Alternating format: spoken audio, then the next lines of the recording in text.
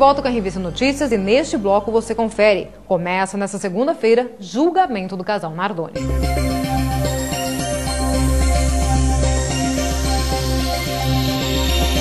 O casal Alexandre Nardoni e Ana Carolina Jatobá chegou por volta das 8h30 da manhã desta segunda-feira ao Fórum da Santana, na zona norte de São Paulo, onde será realizado o julgamento da morte de Isabela Nardoni. Os dois são acusados de ter matado a criança no dia 29 de março de 2008. Segundo a acusação, Alexandre jogou Isabela do 6º andar do prédio em que morava. E este será um dos maiores julgamentos já realizados no país e que deve durar cerca de 5 dias. A morte de Isabela comoveu o país ao colocar como os acusados de um crime bárbaro o pai e a madrasta da menina. Segundo a acusação, Isabela teria sido jogada por Alexandre da janela do apartamento em que morava. Sem réu confesso do crime, a acusação de defesa se debruçaram nos últimos meses para preparar os argumentos que irão levar os 7 jurados a inocentar ou culpar o casal. Vamos saber das notícias do esporte com o João Carlos.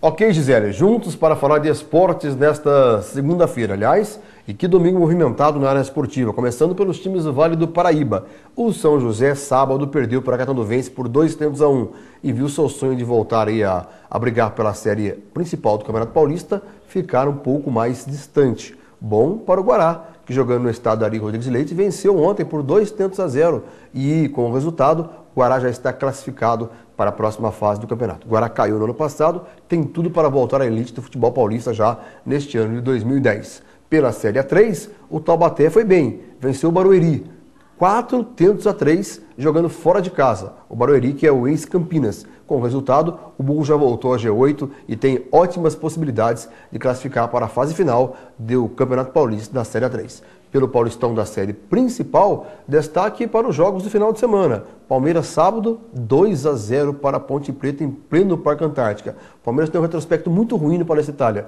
São 2 vitórias, 2 empates e 3 derrotas. Já o Corinthians, pensando mais na Libertadores, perdeu ontem também para o Prudente, né? O time novo aí que era o ex-Barueri, pelo placar de 2-0. Mesmo assim, o Timão continua no G4. O São Paulo bateu o Mojimirim por 3-0 no Morumbi e o principal jogo da rodada foi o Santos, que ontem venceu o Ituano por 9-1. E que goleada, hein? Teve coreografia de tudo quanto é jeito, dançaram para cá, dançaram para lá e o Roque Júnior, esperto, se machucou e saiu no intervalo. E o Juninho Paulista acompanhou uma derrota histórica do time de Jundiaí e uma vitória histórica do time do Santos, que voltou à liderança isolada do Campeonato Paulista de Futebol. Falando ainda da região do Vale do Paraíba, no basquetebol, São José venceu Franca pela NBB e agora está na 7ª colocação no Campeonato Paulista. Pelo Brasil, empate do Internacional, vitória do Grêmio, a 11ª sob o comando do técnico Silas, empate de Botafogo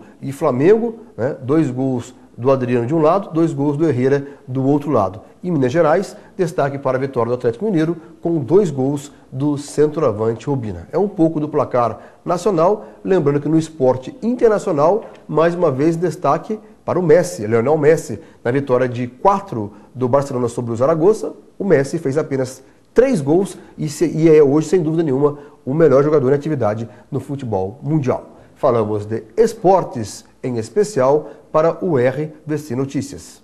Começa nesta segunda-feira mais uma parte da campanha de vacinação contra a influenza H1N1, mais conhecida como gripe suína. Até o próximo dia 2, gestantes, crianças com idade entre 6 meses e 2 anos e doentes crônicos poderão ser imunizados gratuitamente contra a doença. Entre os doentes crônicos a serem vacinados nessa etapa estão também pessoas com menos de 60 anos, com problemas de coração, pulmão, rins, fígado, câncer, diabéticos e obesos. As grávidas podem receber a vacina em qualquer mês de gestação. Os cidadãos devem estar munidos de documento de identificação, com foto e também o cartão de vacinação. A meta do Ministério é imunizar 80% do grupo da segunda etapa.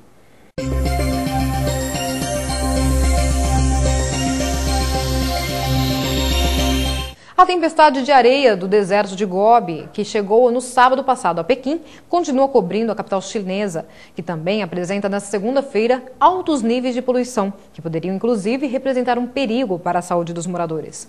Segundo o Instituto, a temperatura ficará nos próximos dias em 15 graus, com vento forte, mas menor do que o sábado passado, que trouxe consigo 150 mil toneladas de terra amarela procedente do noroeste.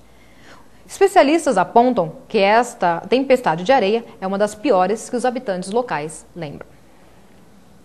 E o presidente Barack Obama obteve uma grande vitória política com a aprovação no Congresso de uma reforma de saúde, que é considerada a maior iniciativa social dos últimos 50 anos dos Estados Unidos, ao ampliar a cobertura de 32 milhões de americanos. Os congressistas aprovaram o projeto de lei que já havia passado pelo Senado, com uma votação de 219 representantes favoráveis e 212 contrários. Em seguida, aprovaram modificações, que agora devem ser votadas no Senado, antes de a promulgação de Obama.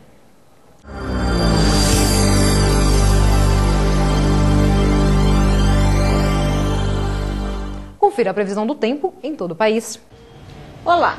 Na imagem de satélite, observam-se nuvens esparsas entre as Nordeste, parte do Centro-Oeste e do Sudeste do país.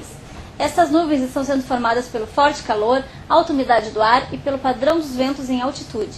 Na região Nordeste, além do calor e umidade, as nuvens estão sendo formadas pela atuação de uma área de baixa pressão em altos níveis. Entre Goiás, norte de São Paulo, Espírito Santo e Minas Gerais, as nuvens são provocadas também pelo escoamento perturbado em nível médio da atmosfera. Entre o Nordeste da Argentina, sul do Paraguai e grande parte da região sul, há muitas nuvens associadas a fortes ventos em altitude, meteorologicamente conhecido como corrente de jato subtropical, além da convergência de umidade em superfície e a formação de uma onda frontal. Agora vamos ver como fica o tempo hoje. Nesta segunda-feira, áreas de instabilidade provocarão pancadas de chuva em praticamente todo o país. No sul e sudoeste do Rio Grande do Sul, o dia terá sol entre poucas nuvens. No centro-leste do Rio Grande do Sul, as pancadas de chuva ocorrerão pela manhã. Entre a faixa norte do estado gaúcho, Santa Catarina, Paraná e o extremo sul do Mato Grosso do Sul, o dia terá nebulosidade variável e pancadas de chuva que poderão ser localmente fortes. Nas demais áreas do Mato Grosso do Sul, em grande parte de São Paulo, no sul de Minas Gerais, norte do Rio de Janeiro e no sul e sudoeste de Mato Grosso, as pancadas de chuva tenderão a ocorrer a partir da tarde. Na faixa litorânea entre São Paulo e o Rio de Janeiro, o sol aparece entre poucas nuvens. Em Roraima, no Amapá e no noroeste do Pará, haverá variação de nebulosidade. Nas demais áreas da região norte, no norte do Mato Grosso, em Goiás, Distrito Federal, demais áreas de Minas Gerais e no Espírito Santo, haverá muitas nuvens e pancadas de chuva a qualquer hora, chance de chuva forte de forma localizada. Na faixa leste e no nordeste de São Paulo, o sol predominará em grande parte do dia, com pequena possibilidade de pancadas isoladas de chuva a partir da tarde. Termina aqui mais um RVC Notícias. Amanhã estaremos de volta.